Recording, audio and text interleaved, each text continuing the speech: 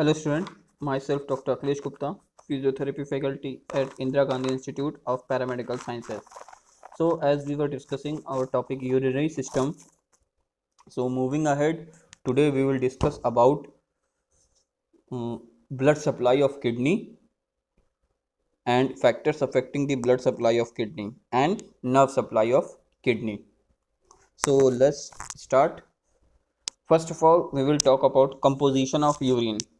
तो जैसा कि हम बात कर चुके हैं कि यूरिन में बेसिकली आपके प्रोटीन मेटाबॉलिज्म के प्रोडक्ट्स, ठीक है, वेस्ट प्रोडक्ट जो होते हैं वो पाए जाते हैं, लेकिन इसमें और भी चीज़ें हैं, इसको हम डिटेल में इसमें जानेंगे। तो 96% ऑफ यूरिन इज़ वाटर। तो अगर हम यूरिन की बात करें जो किडनी से छन के आता है उसमें 96% वाटर होता है। Remaining 4% is made up of salt dissolve in water, और जो बचा हुआ 4% होता है वो पानी में घुला हुआ सॉल्ट होता है। ठीक है, पानी में घुले हुए सॉल्ट होता है। The main salt is urea. इसमें से सबसे मेन जो होता है वो होता है urea. Other substances present are sodium, potassium, uric acid, creatinine, ammonia, chloride, phosphate, sulphate and oxalate. ये सारे सॉल्ट भी आपके यूरिन में पाए जाते हैं नॉर्मल फिजियोलॉजिकल कंडीशन में, अगर पेशेंट को कोई दिक्कत या कोई बीमारी नहीं है तो। आगे बढ़ते हैं, अब हम बात करेंगे ब्लड सप्लाई ऑफ किडनी। तो हमने बात की थी कि ग्लोमेरुलस में क्या होता है, glomerulus tuft of blood capillaries. और वो टफ्ट ऑफ ब्लड कैपिलरीज कैसे बनता है, कैसे ब्लड किडनी में आता है, ये हम बात करेंगे, कैसे फ्लो करता है। तो सबसे पहले अगर हम बात करें तो हमारी पूरी बॉडी में ब्लड कहाँ से जाता है, हार्ट के थ्रू जाता है। हार्ट से एओर्टा निकलती है और फिर वो डिस्ट्रीब्यूट होती है अलग अलग हिस्सों पे जहाँ उसको सप्लाई करना होता है।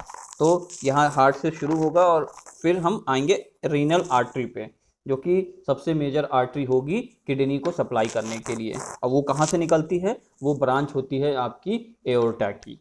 एओर्टा निकलता है हार्ट से, ठीक है, फिर उसके बाद वो अलग अलग जगह सप्लाई करता है, जिसमें से एक पार्ट होता है आपका रीनल आर्टरी।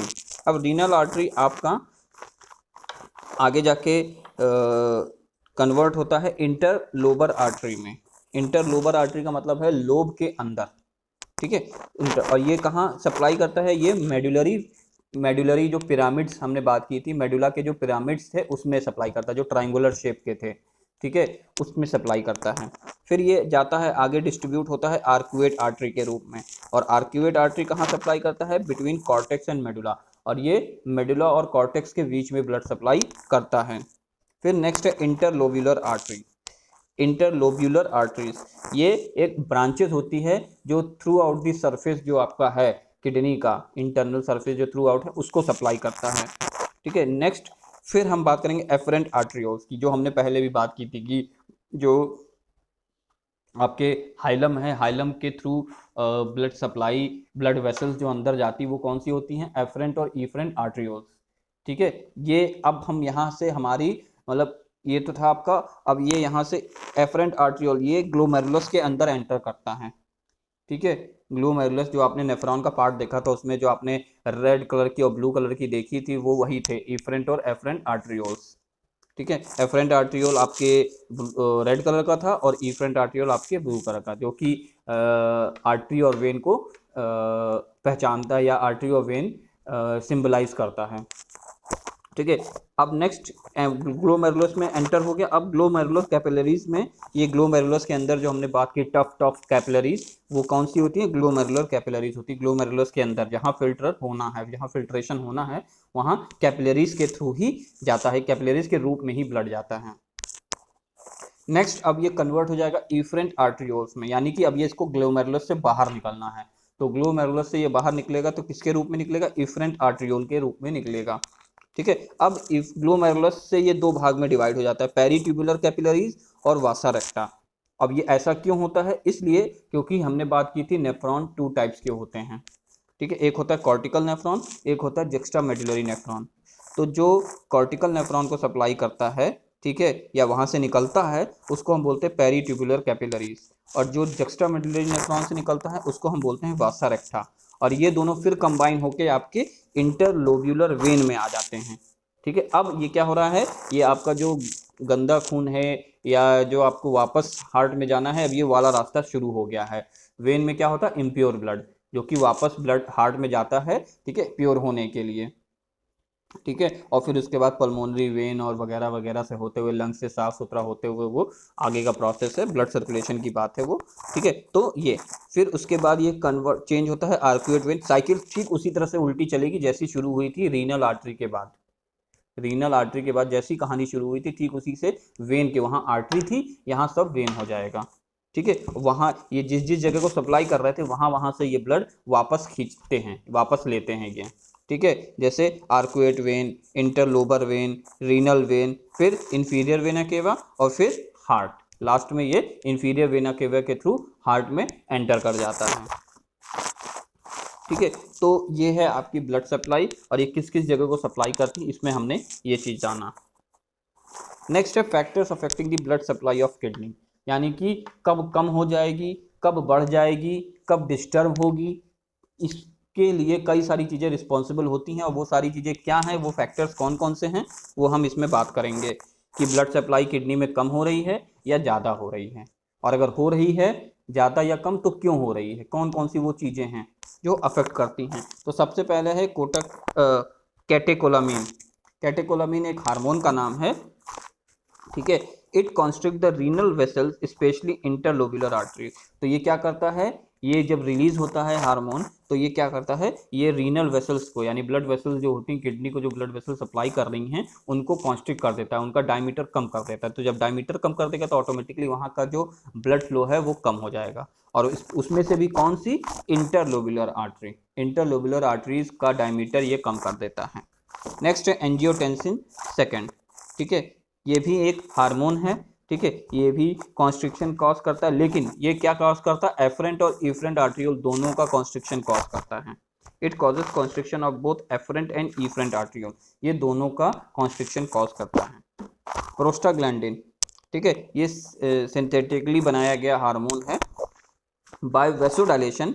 अब ये क्या कर रहा है, वेसल्स के डायमीटर को बढ़ा रहा है। It causes increase in blood flow, तो हमने बात की थी ना, ब्लड फ्लो बढ़ भी जाएगा और ब्लड फ्लो कम भी हो सकता है, ठीक है। तो ये प्रोस्टाग्लैंडिन क्या कर रहा है, ब्लड सर्कुलेशन या ब्लड फ्लो जो किडनी के अंदर है उसको बढ़ा रहा है, रीनल ब्लड फ्लो जिसे हम बोलते हैं RBF, रीनल ब्लड फ्लो, यानी किडनी के अंदर जो ब्लड फ्लो है उसको ये बढ़ा रहा है। कैसे बढ़ा रहा है, ये ब्लड वेसल्स का डायमीटर को बढ़ा दे रहा है, ठीक है, ठीक। But decrease in blood flow in medulla, लेकिन इससे क्या होता है, मेडुला के अंदर जो ब्लड फ्लो है वो क्या करता है, डिक्रीज हो जाता है, और कॉर्टेक्स के अंदर ज़्यादा हो जाता है।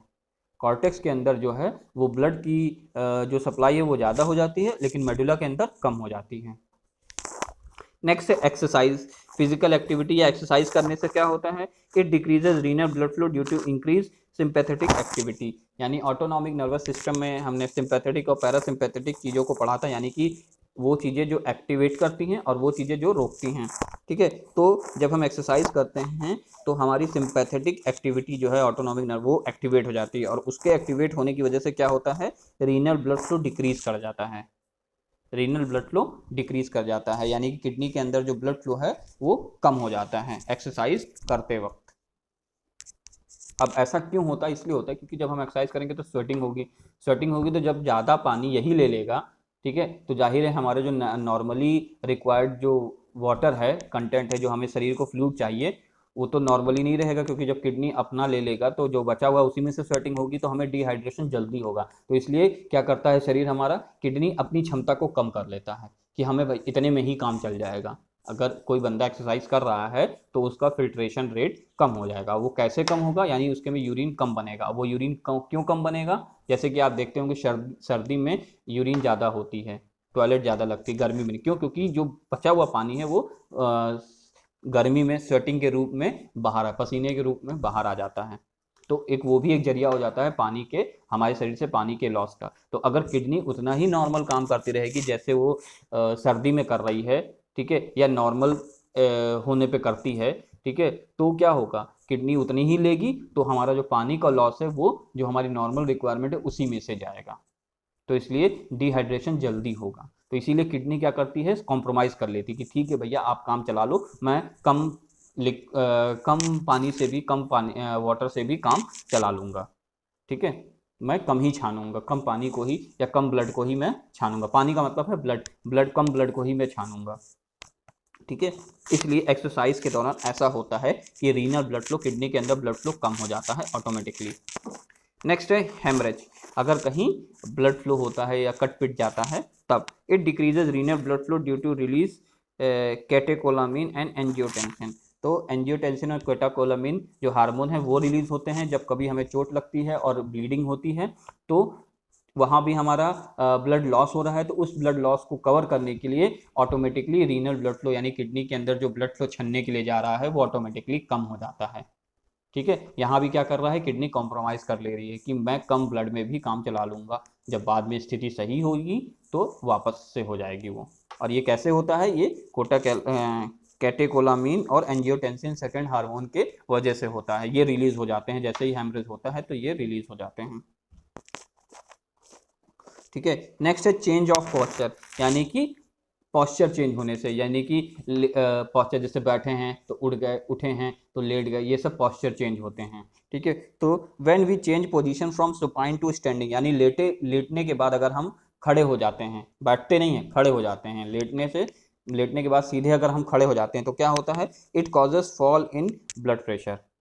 ठीक है, यानी ब्लड प्रेशर उस पेशेंट का, उस बंदे का ब्लड प्रेशर कम हो जाता है जब कोई बंदा लेटे से अचानक से खड़ा हो जाता है। ठीक है, कोई लेटा है, अचानक से कोई आवाज़ सुनी या कुछ भी हुआ जिसकी वजह से वो आराम से ना उठने की बजाय अचानक से खड़ा हो गया। वैसे नॉर्मली आदमी क्या करता है, उठ जब वो लेटा रहता है तो लेट के पहले बैठता है, बैठ के फिर खड़ा होता है। लेकिन अगर वो सीधे लेट के अचानक से खड़ा हो जाए तो उसका ब्लड प्रेशर फॉल करता है, उसका ब्लड प्रेशर कम होता है एंड इवेंचुअली डिक्रीजेज आर। और इसकी वजह से हमारे रीनल ब्लड फ्लो, जो किडनी के अंदर ब्लड फ्लो है, वो भी कम हो जाता है। जब पूरे शरीर में ब्लड प्रेशर कम हो जाएगा या ब्लड फ्लो कम हो जाएगा तो रीनल में भी ऑटोमेटिकली ब्लड फ्लो कम हो जाएगा। नेक्स्ट है increase in renal arterial pressure, it causes renal arterial dilation, results in increase RBF. अब यहाँ क्या हो रहा है, रीनल आर्टीरियल ब्लड प्रेशर बढ़ रहा है, यानी रीनल आर्टरीज के अंदर जो ब्लड प्रेशर है या जो ब्लड के फ्लो का प्रेशर है। ठीक है, ब्लड प्रेशर क्या है, ब्लड के फ्लो का प्रेशर, ब्लड कितने प्रेशर से बह रहा है ब्लड वेसल्स, इसी को ब्लड प्रेशर बोलते हैं। ठीक है, या उसके फ्लो होने से क्या प्रेशर जनरेट हो रहा है, उसी को ब्लड प्रेशर बोलते हैं। तो ये रीनल आर्टरीज में, यानी कि जो किडनी को सप्लाई कर रही हैं आर्टरीज, उनमें बढ़ जाता है। और इसके बढ़ने से क्या होता है, जाहिर है आरबीएफ आपका बढ़ जाएगा, यानी कि ब्लड के अंदर जो किडनी के अंदर जो ब्लड सर्कुलेशन है वो ऑटोमेटिकली बढ़ जाएगा। जब आर्टरीज में बढ़ेगा तो ऑटोमेटिकली आरबीएफ भी आपका बढ़ेगा, रीनल ब्लड फ्लो भी आपका बढ़ेगा। Next acetylcholine, it increases RBF by producing renal vasodilatation, यानी कि रीनल की जो ब्लड वेसल्स है, यानी किडनी को जो ब्लड वेसल सप्लाई कर रही हैं, जो आपकी इफरेंट आर्ट्रियोल, एफरेंट आर्ट्रियोल, इन सबको डायलेट कर देता है, इनका डायमीटर। तो जब डायमीटर बढ़ेगा किसी चीज़ का तो उससे उसके अंदर जो चीज़ बह रही है, उस पाइप में जो चीज़ बढ़ रही है वो भी ज़्यादा हो जाएगी। ठीक है, तो ये इसकी वजह से क्या होता है, ऑटोमेटिकली आपका रीनल ब्लड फ्लो, यानी किडनी के अंदर जो ब्लड फ्लो है वो अपने आप बढ़ जाएगा। जब कोई चीज़ डायलेट करेगी तो ज़्यादा लाएगी, जब ज़्यादा लाएगी तो उस जिसके अंदर वो सप्लाई हो रहा है वहाँ भी ब्लड सप्लाई ज़्यादा बढ़ जाएगी। नेक्स्ट है हाई प्रोटीन डाइट, अगर कोई प्रोटीन ज़्यादा ले रहा है तो क्या होगा, it increases RBF by increasing the glomerular capillary pressure. तो जब कोई हाई प्रोटीन ले रहा है तो उसकी वजह से भी आपका जो ग्लोमेरुलर कैपिलरी प्रेशर, यानी ग्लोमेरुलस के अंदर जो सप्लाई कर रहा था, जो हमने बात की थी ग्लोमेरुलर कैपिलरीज, ग्लोमेरुलस के अंदर जो ब्लड आ रहा है फिल्टर होने के लिए, वो भी बढ़ जाता है। क्यों, क्योंकि आरबीएफ बढ़ता है। हाई प्रोटीन डाइट लेने से आपका renal blood pressure, renal blood flow बढ़ता है और इसके बढ़ने से ग्लोमेरुलर कैपिलरीज का प्रेशर भी बढ़ जाता है। अब हम बात करेंगे नर्व सप्लाई ऑफ किडनी। तो नर्व सप्लाई ऑफ किडनी का मतलब है कि जैसे कि हमारा कोई भी बॉडी का पार्ट ऐसा नहीं जिसमें नर्व सप्लाई ना हो, क्योंकि वही कंट्रोल, ब्रेन से वही मैसेज ले जाते हैं। तो अब किडनी में कौन सी नर्व है जो मैसेज ले आती हैं, तो इसमें दो हैं, efferent nerve supply and afferent nerve supply. This is innervated by afferent and afferent nerves. Efferent nerve supply, it supplies by two branches of autonomic nervous system. तो कुल मिला के कहने का मतलब ये है कि आपका जो किडनी है, ठीक है, इंटरनल ऑर्गन है, बहुत इंपॉर्टेंट है, तो ये टोटली किससे सप्लाई होता है, ऑटोनॉमिक नर्वस सिस्टम से। ठीक है, ऑटोनॉमी, ये पेरिफेरल नर्वस सिस्टम और सेंट्रल नर्वस सिस्टम से कंट्रोल नहीं होता है, ये किससे कंट्रोल होता है, ऑटोनॉमिक नर्वस सिस्टम, यानी कि जाहिर है किडनी में जो प्रतिक्रिया हो रही है वो हमारे कंट्रोल में नहीं होती, उसको हम कंट्रोल नहीं कर सकते कि अच्छा चलो अभी मन है तो ब्लड को फिल्टर होने दिया, अभी मन है तो ब्लड को फिल्टर नहीं होने दिया, हम बाद में करेंगे, ऐसा नहीं होता है, वो फिनोमिना अपने आप चलता रहता है इंटरनल ऑर्गन। तो मोस्टली जो इंटरनल ऑर्गन है वो आपके ऑटोनॉमिक नर्वस सिस्टम से ही सप्लाई होते हैं, यानी कि जब आप एकदम आराम भी कर रहे होंगे तो भी ये चलता रहेगा, जब आपकी मर्जी नहीं भी होगी तो भी ये चलता रहेगा। तो ये ऑटोनॉमिक, और किससे किससे, पैरासिम्पैथेटिक इनर्वेशन और sympathetic innervation from vagus nerve, that is 10th cranial nerve, जो इसका पैरासिम्पैथेटिक सप्लाई है, ठीक है, वो किससे होती है, वेगस नर्व से होती है, जो कि 10वीं क्रेनियल नर्व है, ठीक है। और नेक्स्ट है सिंपैथेटिक इनर्वेशन फ्रॉम स्प्लैंक्निक नर्व या स्प्लैंक्निक नर्व, स्प्लैंक्निक नर्व, SPLANCHNIC, स्प्लैंक्निक नर्व, जो कि आपकी थोरेसिक जो वर्टिब्रे ही है उससे जो स्पाइनल नर्व निकलती है T10 यानी थोरेसिक 10 और L2, इनके बीच में जितनी होती है, थोरेसिक 10 से लेके लंबर 2 तक जो भी स्पाइनल नर्व होती है वो भी इसको सप्लाई करती है सिंपैथेटिक के रूप में। पैरासिम्पैथेटिक सिंपैथेटिक हम लोग ने डिस्कस किया था कि वो क्या होता है, एक क्या करता है किसी भी एक्टिविटी को रोकता है और एक किसी भी एक्टिविटी को स्टिमुलेट करता है, बढ़ाता है, ठीक है। जैसे कि फॉर एग्जांपल मान लीजिए कि ऐसा तो है नहीं कि हमेशा किडनी, अगर किडनी की ही बात करें तो हमेशा क्यों ज़रूरत है इसकी, क्यों, क्योंकि ऐसा तो नहीं हमेशा ब्लड छानना है, जब ज़रूरत है तभी छानना है, जब ज़रूरत नहीं है तो कौन रोकेगा, आपका पैरासिम्पैथेटिक, और जब ज़रूरत है तो सिंपैथेटिक एक्टिवेट कर देगा कि हाँ भैया अब खाली हो गया है या अब ज़रूरत है तो अब फिल्टर कर दो, शरीर में गंदगी ज़्यादा हो गई है तो अब फिल्टर कर दो, शरीर से गंदगी खत्म हो गई है तो अब रहन दो। तो ये रोकना और एक्टिवेट करना ये ऑटोनॉमिक नर्वस सिस्टम करता है, और ऑटोनॉमिक नर्वस सिस्टम में भी कौन, सिंपैथेटिक और पैरासिम्पैथेटिक करते हैं।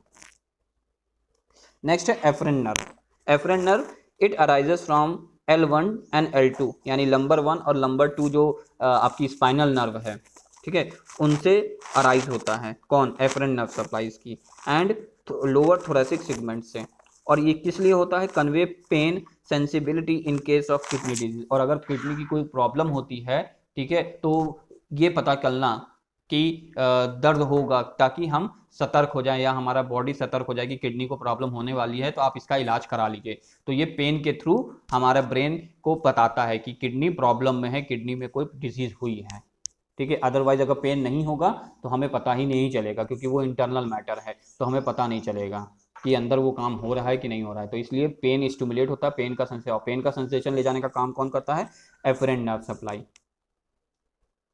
ठीक है, एफरेंट नर्व सप्लाई, ताकि हम सचेत हो जाएं और हम अपने किडनी की केयर करने लगे या डॉक्टर से तुरंत कंसल्ट करें कि मुझे ये प्रॉब्लम हो रही है और ये दिक्कत हो रही है, तो फिर डॉक्टर उसके अकॉर्डिंग, सिम्टम के अकॉर्डिंग किडनी की जो भी प्रॉब्लम है वो डिसाइड करता है और फिर उसी के हिसाब से मेडिकेशन देता है, ठीक है। तो ये भी बहुत इंपॉर्टेंट है, क्योंकि अगर हमें पेन नहीं होगा तो हमें पता नहीं चलेगा कि किडनी हमारी प्रॉब्लम में है या किडनी में कोई गड़बड़ी है, क्यों, क्योंकि वो इंटरनल मैटर है जिस पे हमारा कंट्रोल नहीं है, इसी वजह ऑटोनॉमिक नर्वस सिस्टम कंट्रोल करता है, तो इसलिए एक पेन का मैसेज आता है ब्रेन को जो बताता है कि हाँ किडनी प्रॉब्लम में है। तो आज हमने पढ़ा blood supply of kidney, factors affecting blood supply of kidney और नर्व सप्लाई ऑफ किडनी। तो ओके, थैंक यू क्लास।